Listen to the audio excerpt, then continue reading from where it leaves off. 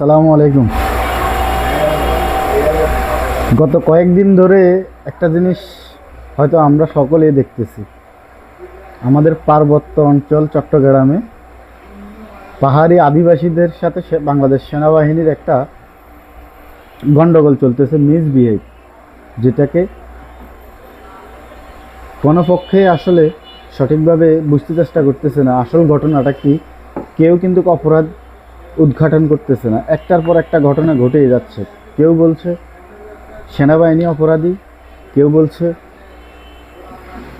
দর্শনকারী অপরাধী, কেউ বলছে পাহাড় থেকে সেনাবাহিনী সরাও, আবার কেউ বলছে সেনাবাহিনী পাহাড়ে বাড়াও। আসলে আপনারা বলুন তো, পাহাড়ে কি আসলে সেনাবাহিনী থাকাটা জরুরি কিনা? পাহাড়ে সেনাবাহিনী থাকাটা যতটুকু জরুরি,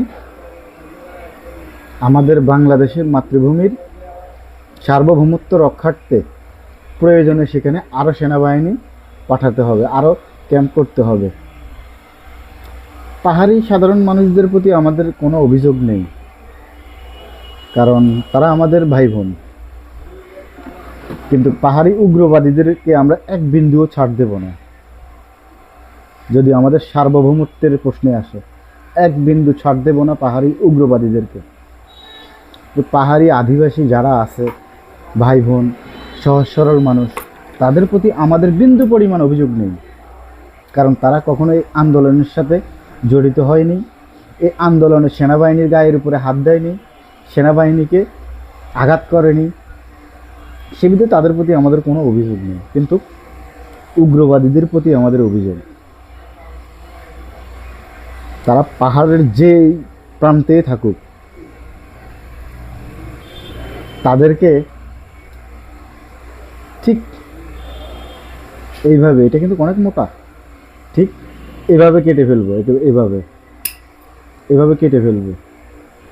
এটা লোহা, এটাকে এভাবে আমরা কেটে ফেলি।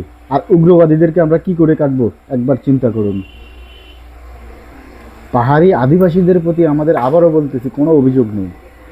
তারা পাহাড় যেটা যে আইনে চলবে, সমতল সেম আইনেই চলবে, কিন্তু পাহাড় আলাদা করে দাও, ভারতের সাথে অ্যাড করে দাও। ভারত কি তোদের আব্বা লাগে? মাতৃভূমিটা আমাদের।